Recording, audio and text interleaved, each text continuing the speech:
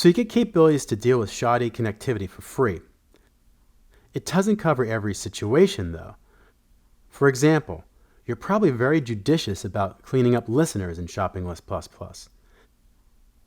This means that when a user navigates away from a screen, the listener is probably cleaned up.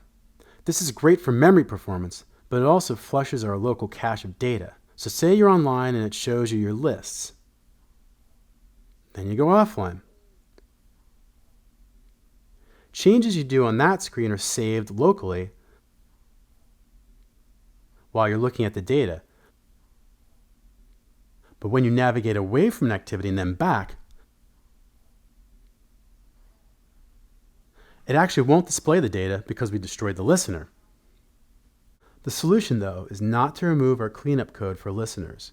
Instead, there are two other options that you should be aware of to leverage what is saved in the local Firebase cache. They are Set Persistence Enabled and Keep Synced. Set Persistence Enabled keeps any data you download from the database around in the local cache. This would solve the problem I mentioned before with cleaning up listeners. It also saves data between restarts of the app. Let's say you're shopping for a very, very long time.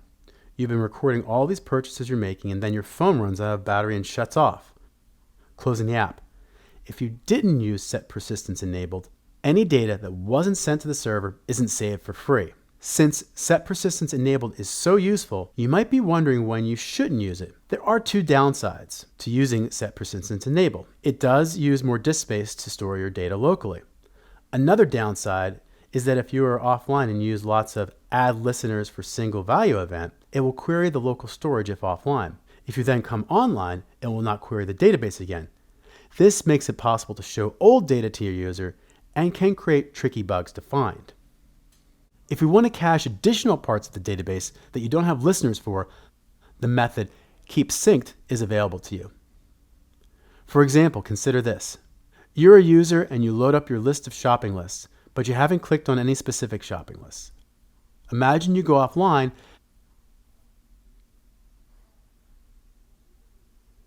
and then select one of these lists. What will you see?